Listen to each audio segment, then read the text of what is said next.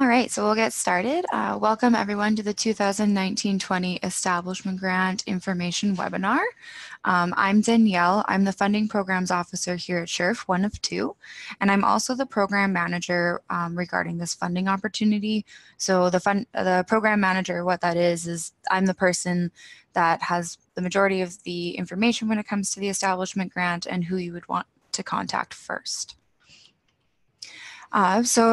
With this webinar today, this is kind of the layout of what we're going to be talking about. Please note, you can ask questions at any time. There is a Q&A box. Just send that to me. If I don't answer it right away, that's probably because it's going to be coming up in a slide. Otherwise, I'll check it out and see what I can give you for an answer. So I'm going to give you a brief overview about SSHRF, just in case you don't know too much about us. Then we're going to go into the program overview, so we'll get an understanding of this funding opportunity. I'll be talking about what's new, just for those, especially if you've applied in the last year or two. There are a couple of changes. We'll go into those important dates, so make sure you have your calendar or planner out so you can write those down right away. I'll give an overview of how much this grant is and for how long. We'll be looking at eligibility specifically for the principal applicant. Then we'll go into the application process, the review process. There has been a couple of updates there, and then I'll end with some tips, and you can ask any other questions that you may have been holding out throughout the presentation. So SSHRF is actually going through a bit of a revamp when it comes to our strategy. So you guys are some of the first to see our new purpose statement. Our purpose statement is that SSHRF's investment in research will contribute to the improved health of Saskatchewan citizens through a high-performing health system with a robust culture of health research and innovation. So here at SSHRF, our main purpose and goal is to fund excellent health research, and we do that to support the Saskatchewan citizens. You'll hear throughout this presentation that what we like to do is make sure that when we're funding health research, the impact should be mostly on Saskatchewan. Obviously, we hope that then can extend outward out of our province, but the main focus will be is how your research can help the Saskatchewan citizens' health. And so we support this purpose statement with 3 strategic goals. That's to strengthen research capacity and competitiveness, to increase investment in research and innovation, and to align research with stakeholders' needs. So those are fairly general strategic goals that you guys will fit under. Also, when it comes to our stakeholder needs, that includes our partners, that includes individual citizens in Saskatchewan. It includes you guys as our researchers. Our stakeholders are fairly broad. So I want to give you an overview of what this funding program is about. So the purpose of this program is to assist researchers who are new or newly resident in Saskatchewan in establishing an independent program of health research in the province and for achieving the research productivity necessary for obtaining major funding from national and other external agencies. So just to quickly break that down, what we mean by new or newly resident, that could be either maybe you are a brand new faculty member. This might be your very first position. If so, congratulations. Or it could be that maybe you've had a position for many years, but you were in a different province or maybe in a different country, and now you will be starting a new position here in Saskatchewan. So what this is, so that means that we have a broad array of different people applying, from new investigators to maybe more senior investigators. But I'll go into exactly what the timeline is for you to apply. Another thing too is that this grant is supposed to help you in establishing yourself as a Saskatchewan researcher. We have a bit of a different environment than some other provinces. When you do your research here, Saskatchewan there's people that are working up north. We have stuff going down south, 2 large institutions for our universities, but also we have other research institutions too. So yeah, that's kind of the overview of this establishment grant. At SSHRF, I did just get a question. Can a postdoc apply for this grant? Unfortunately, you do need to have a position. I will go more into the eligibility requirements. So if you just want to stick around for a little bit, I can give you more. So for the scope of health research here at SSHRF, we keep it fairly broad. Sometimes we may have very focused areas, but those will be in different calls, or it might be an attachment to something like our establishment grant. So here you could be a basic scientist, and you might be doing work at the bench, or maybe you are a socio-health and you're doing community work, so it can be more applied. As long as the biggest thing is that it needs to be focused on health research and it needs to be focused on health within Saskatchewan. If you do have any questions about the work that you are proposing to do, but you're not too sure if it fits within SSHRF's scope of health research, please send me an email and we can discuss it more. So a couple new things. Last year, if you are reapplying, you do know that we had implemented, we piloted an eligibility check. Things went well. I think it really helped out people to make sure that they knew they were eligible before doing all the work that you have to do when creating an application. But this year, we've created a cutoff. So what that means is there will now be a date that you have to get your eligibility in prior to the application date. If you do not have your eligibility in by that time, then unfortunately you won't be able to open up an application. So make sure you have that date written down. We'll go into dates pretty soon. There's also been a bit of a change in the application layout. It's been some time since we've always looked at it and updated it, but this year we wanted to make a bit more sense. So hopefully it does.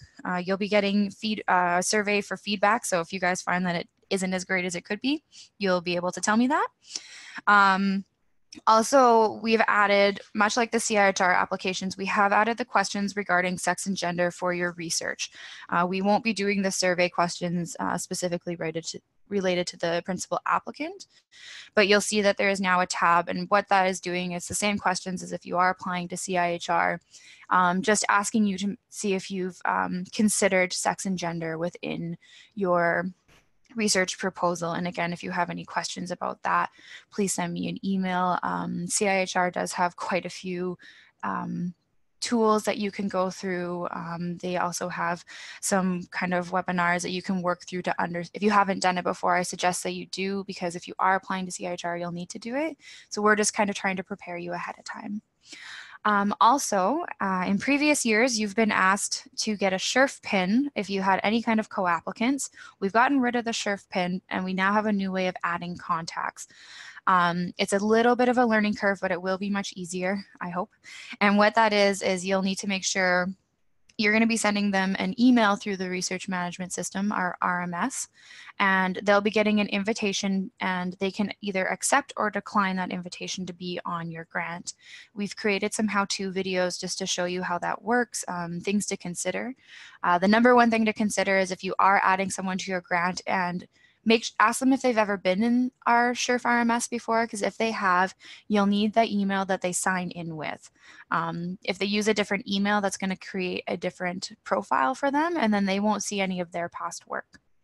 And because of this idea that they now have to accept the invitation, that means we've used that as a reason that they've agreed to be on the application and they agree to what's in the application. So they no longer need to sign on the signature page. Again, we're hoping that'll help ease those administrative burdens that you guys have. So the only people that will need to sign on your signature page going forward is the PI, or the principal applicant, and the research institution that you will be working at. Finally, we have updated our review criteria. Please take a look at that. So instead of just having the main points, we've given some sub-points underneath that. We've also made it a bit more clear for our committee exactly what they should be looking for. So it's really important that when you're writing your application that you have that review criteria nearby and a good understanding of it. That way you're writing to exactly how our committees will be reviewing it. So important dates. Start writing these ones down. So as you know, competition did launch last week. So the new guides, if you had downloaded our previous establishment guide before Wednesday of last week, get rid of it and download the newest one. That way you'll have the most updated information. As you know, there's an information webinar happening today.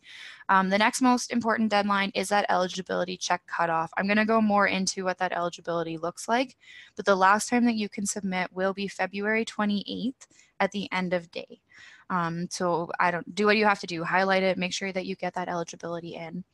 After that, you'll then have an application deadline if you've made it through eligibility, and that'll be March 14th. So same time as usual, it's just a day earlier, so you're not trying to submit something 4:30 on a Friday. It'll be 4:30 on a Thursday. On top of that, so when you do submit your application, you'll be submitting your full CV, but you do have a chance to send updates from your CV for specific areas. So not a full update of your CV, but if you had maybe a paper that was in process and then it was accepted, you can send us that information by May 16th. Maybe you've done a couple conference presentations, anything along those lines when it comes to publications, presentations that you would want the committee to see. Maybe you got some more funding, that would be a bonus. Then you'll send that to me or to fundinginfo@scherf.ca. All this information will be in the application package, and we will then send that information forward to the lead reviewer so they know that the update regarding your CV. And then we're hoping to have the review committees in the first couple weeks of June. So we should have funding decisions out to you by June 26th, unless something really weird happens. We're pretty good. We want to make sure that that information gets out to you right away so you know if you will be if you've gotten funding and when you'll be starting. And on those funding start dates, so for sure if we do July to October, and it's the first of the month, so you'll be asked if you are funded, which month you'd like to start, and then we'll start it on the 1st.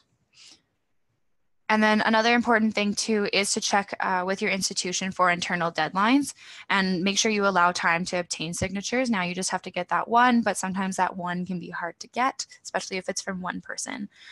So after this webinar, I would call your research office and find out if there's any internal deadlines for this. So when it comes to grant funding, our value for the establishment grant is that you could request up to $120,000. At this time, SCHERF will be able to fund at least 10 grants. So we're looking at an envelope of $1.2 million. Give or take, we always have to see how things go, but we should be on track as previous years to be funding about 10 grants. If more funding does come up, or if a partner is interested, we hopefully will be able to expand that envelope. And for the duration, so when you're writing your application, it can be up to a maximum of 3 years. If you think you can do it in 2 years, please go ahead and write a 2-year grant, but you do have up to 3 years. So things that you'll need to have on hand when you are writing your application for SCHERF. Obviously, you'll need the most recent application package, so make sure that it says the 2019-20 establishment grant. Another thing that you will need is the most recent awards guide. We look at this, this is our overarching guide. This applies to all of our grants and awards. And this will be the information you need on top of what's in the application package. We look at this every year. This one was launched, I guess, earlier in November, and it'll take place starting January 1st. So just take a look at that about our general compliance rules, anything that may be an overarching policy for SCHERF. Another thing to get used to is the SCHERF's research management system. So we'll be calling that the SCHERF RMS throughout this webinar, and it's manual. This is how you apply for grants with SCHERF. If you are funded by us, this is where you'll go in to do your reporting. We're trying to make it so that everything that happens for you will mostly be within this system so that you have everything in one place. If you ever review for SCHERF, this is where you would also go in to see the applications you're reviewing and to access all of that. Another 2 important places to go to is on our website at scherf.ca. We have funding resources, so take a look there. We try to add, if people are looking for something, maybe they need to how to write a good application or something like that, we'll try to put things up there. That's also where you may find our modified CCV template. That's where the awards guide is. And also at scherf.ca/opportunities, which you guys may have already been at if you've gotten this application package, that's where we put all of our funding opportunities. Right now, we have our full suite of programs up there, and then you can kind of see when some of our other grants are launched. So if you wanted to apply for a collaborative innovation development grant or any of our SPORE-related grants, that's where you would find it. All right, so for eligibility, one important thing is that if you are applying to this, you'll need to be applying with an institution that we have a memorandum of understanding, otherwise known as an MOU.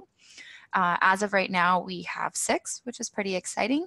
So we're with the University of Regina, University of Saskatchewan, Saskatchewan Polytechnic, St. Thomas More College. We are currently honoring the RQHR MOU. If you aren't familiar with Saskatchewan, recently our health regions have amalgamated into one health authority. But as of right now, we are continuing to honoring that MOU that we had with the previous Regina Capel Health Region. And our newest MOU is with Parkland College, so we're very excited to have them on. And we can't wait to start getting some applications from them too. So getting into the meat of this grant, first off is the eligibility for the principal applicant. So you're only allowed 1 application per principal applicant, and you need to clearly demonstrate you are the principal applicant. So the reason we have that in there is maybe you are bringing someone onto this grant with you as a mentor, or they might have a specific skill that you need to complete your research. But when you're writing your application, you need to show the reviewer that this is your grant and your work, and it's going to help you when you're establishing yourself. You need to make sure that you're an independent researcher. So in our application package, we do have a list of definitions. So that goes more into depth of what we mean by an independent researcher. But that just a brief overview, you should be self-directed and autonomous when it comes to your research activities. You should be able to hold peer-reviewed funds as a principal investigator, and you should be able to publish your research results. You'll need to be affiliated with a Saskatchewan institution that has an MOU with us. So those 6 institutions I just showed you. You will be obliged to conform with institutional regulations concerning the conduct of research. You'll need to be able to supervise trainees, so undergraduate, graduate, postgraduate, and any of the subs within there. Maybe you are working with med students, if you're doing practicums, anything like that. And that the employment conditions of staff are paid with SURE funding. So, and finally, you need to be residing and working in Saskatchewan during the funding period of the grant. So if you do have a 3-year grant, it's important to identify that you will be here 3 years to at least finish that work. Another important thing is that you need to have a position in Saskatchewan for no more than 3 years as of July 1st in the application year. So this will be going July 1st, 2019, and then you'll count back 3 years. So if your position started July 1st, 2016, you will be able to apply, but this would be your final year. As we had a question earlier, but simultaneously, you can't be a graduate student, a research fellow, or hold any other training award, or be employed by a for-profit business related to proposed research. So just make sure you have that position and you're not in any of those categories. And if you've had a SURF establishment grant before, you can't have another one. Just want to make that pretty clear. With our eligibility too, you need to get a letter of support from your department head and dean, or their delegates that are agreeing to the proposed activities in the application. This is something you should probably get started on right away, along with your eligibility. And make sure when you are asking for this letter that you have this information to give to your department head and or dean. And what the letter should indicate is your research environment. They should identify any and all supports, such as mentorship, infrastructure, equipment that they may have that you'll have access to. Startup funds are fairly important. Reviewers will be watching to see if you guys have any extra funding to support you. Is there any teaching reductions, and what does your administrative workload look like? The letter should support the proposed activities in the application, and they should confirm sufficient protected research time to complete the proposed activities. At SURF, we don't identify for this grant how much research time you need protected, but you will need to make sure that this letter reflects the amount of work that you plan on doing. So there's no question about can it actually be done. Make sure that they identify if there's any non-research activities such as your teaching, administrative, clinical, that they've identified the hours and days. So maybe you'll be doing 2 days of clinical within your week, then the rest of it might be research activities. If the applicant, if you're not in appointment at time of application, so say you have a new position, but it's not starting until September 1st, they'll need to provide the start date confirmation. And it has to be effective by October 1st of that application year. If you do have questions regarding that start date, maybe you might be starting November 1st, we can discuss that and work around that too. And finally, information regarding term positions and the process to permanent. So what that is that if you are currently in a term position, what we want to see in the letter is that there's an acknowledgement from your department head and dean of that position and the work that will be done to support you from term to permanent. We do know that sometimes people won't apply because it's maybe where they are in their term position won't allow for them to go into the 3 years of their grant. So we just, again, if you have questions related around your term, please email me and we can discuss how we can support you to finish the research while in that position, and also making sure that there is a process to permanent.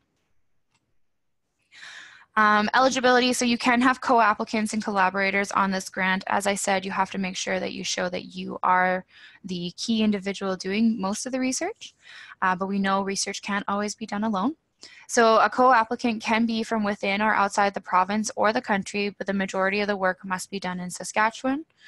Make sure you're describing their contributions and role in the project. Like I said, maybe they are a methodology expert and you're bringing them in to support you to get your work done. So explain that to the reviewers.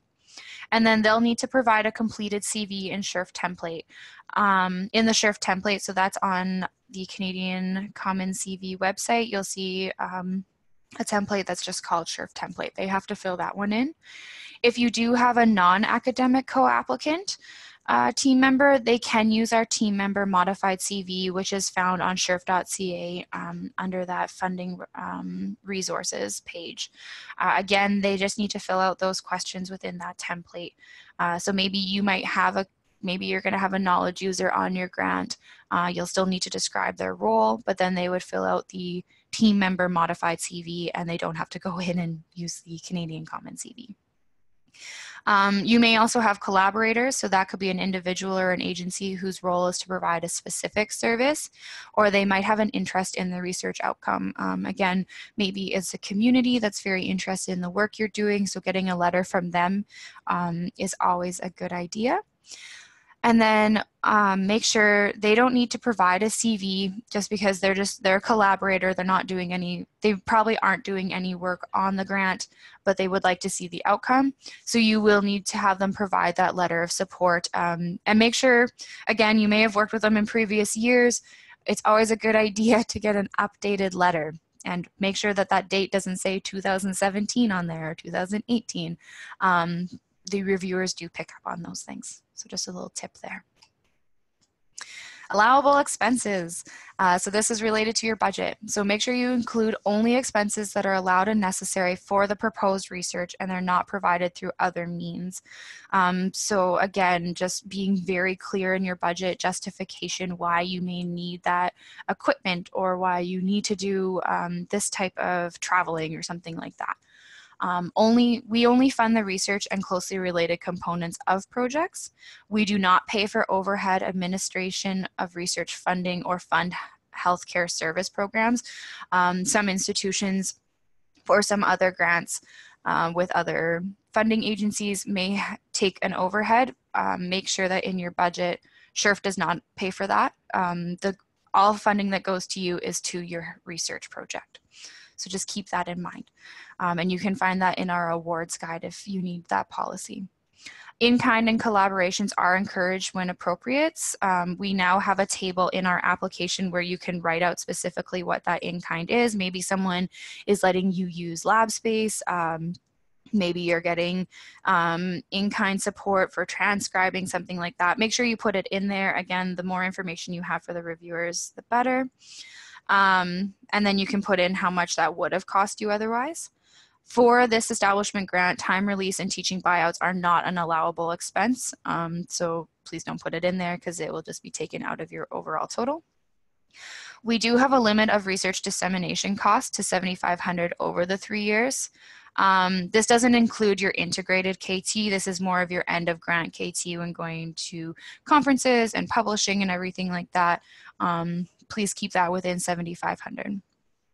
And then also follow your institution guidelines and rates related to services, travel costs, and personnel support. So if you're not sure how much you should pay your fourth year undergraduate student, I suggest going to your institution. Maybe start with your grant facilitator if you have one. If not, go to your research services and just ask, where do I find this information? How much should I be paying? If there's any benefits, anything related to that, they'll be able to help you there. So as I said, last year we piloted an eligibility check. We are continuing forward, and we've actually applied that to all of our grants except for the Research Connections. So I just want to give you an overview of what the purpose is for that. So it's first off to identify relevance and to the purpose and objectives of the funding opportunity. You will be asked a question about how do you fit within this funding opportunity. That's the only part that we really look at as program manager, to make sure that you are applying to the right grant. So it's important to be aware of what the purpose of this funding opportunity is, and then to write to that. So for you guys, what you would be writing to is how will this establish you? And how will this research support you to become an independent researcher in Saskatchewan? We then look at principal applicant eligibility. Again, that is just to make sure so that you aren't doing all of this work in your application ahead of time, and then you find out you're not eligible. I couldn't imagine how frustrating that is, so we try to get eligibility out of the way beforehand. This helps us in facilitating the creation of our review committee. It gives us an idea, though it's not the full application, you do have a summary, and it gives us an idea of what type of research is coming in, because we do have multidisciplinary committees, but we still want to make sure that we have enough coverage of the different disciplines so that we can have a fair review. Also, this informs partners of interest. So if we see that there is some really great research, or there's potential greatness of research when it comes to Alzheimer's, I keep using them as an example, we may reach out to the Alzheimer's Society and see, would you like to partner with us? And again, by partnering, that opens up our envelope so that there's more funding coming in and we can fund more applications. And then finally is to formalize the process of eligibility. If there is any question regarding your eligibility, and we do decide for you to go forward, I will write a decision into the eligibility part of the application, and that way the reviewers will then see it and they'll know they no longer have to question your eligibility because I've already made a decision, and they can focus on your research and your application. So the process, what happens is it's reviewed internally by myself. So you'll put in your eligibility information, you'll submit, and then I will try to look at it within 24 hours, but 3 business days, just in case something crazy is happening on our end. It's a rolling intake and approval process. So what that means is after I've reviewed it, if I do have further questions, I will push your eligibility back to a revisions. You need to do revisions, and then you and I will go back and forth until we are able to get a final answer, and then most of the time it's an approval process and you're good to go. So it's very important after you've listened to this webinar, because I'm sure you guys all have lots of time on your hands. But anyway, I would like for you to then open up your eligibility and start working on that. The sooner you submit it, the sooner I can review. And once I get that approval to you, then you'll be able to open the application. But you can do this, and we can have multiple revisions up until February 28th. Once you've submitted on the 28th at 4:30, I will review it. You'll have one chance. Then if I have any questions, you'll have one chance to then resubmit your revisions. And after that, the decision will be final. Another important thing is the earlier, like I said, the earlier you get your eligibility in, the earlier you get to open up your application. So if you leave it to February 28th and I have 3 business days, you may not be looking at that a full application until like the 4th or 5th day of March. All right, eligibility, and now going to the review process. So as I said, there's that eligibility check. That's an internal review done by us. The reviewers can see it, but they do know that they'll be reviewing mostly your application or any decisions that we have made. And then there's the application review, so that's done through our peer review process. I can always go into more detail about that if anyone has questions. We do have some information up on our website about it. And then from there, the peer reviewers will go through all the applications, and then they'll give us our funding recommendations. And what SSHRF does is we fund the top grants, and then we go down the list. So if it starts with someone getting a 4.6, we'll fund them, and then we'll go down until our money is depleted. So as I had said, review criteria has been updated for this funding opportunity, and we've weighted it now. This is hopefully going to help our review committee in better understanding what they should be looking at and to make it more consistent for everyone. So track record, we have some points there, but what this is it's going to be looking at the scientific productivity, your originality, and the impact. And that should be considered in the context of the research area and the applicant's experience. What will be taken into account too is where the applicant is in their research in your academic life right now.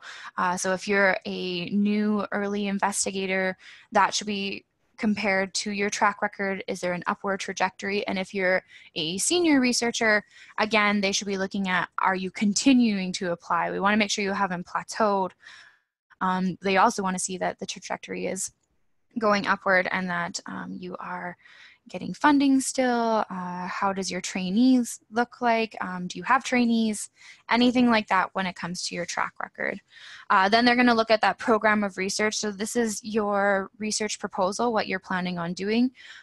With the establishment grant, and maybe you might have one overarching idea that's going to take 3 years. It's going to help you to establish yourself, or maybe you have a couple mini research projects within a larger program of research. It's pretty much up to you, just making sure that it makes sense to the reviewers. So make sure that you're reading that so that you're hitting all of those points when it comes to writing your proposal. And also on our SSHRF applications, it is important. We've started reviewing the impact of the research.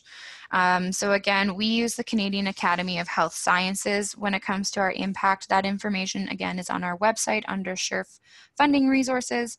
And it's just looking at different categories that's relevant to capacity building, advancing knowledge, informing decision-making, and broad health, social, or economic impacts. So you'll want to, there is a part on your application where you'll need to write out how your research will impact these different categories, and then reviewers will be reviewing that, and that's 15%. So just make sure that you're aware of all of this information when you're writing your application. So just a couple tips.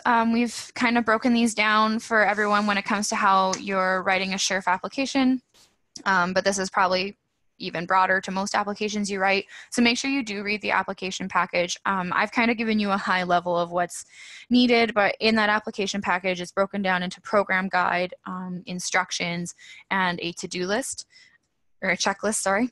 And the application instructions are really important because it's going to show you exactly how much work needs to go into this application, both at eligibility and full application stage. So even though you can't see the application on the RMS yet, you'll be able to get an idea if you go into the application instructions. It gives definitions. So something that's new too under the definitions is we have defined what we mean by a part-time appointment. That's been a little bit confusing in the past couple of years, so take a look at that.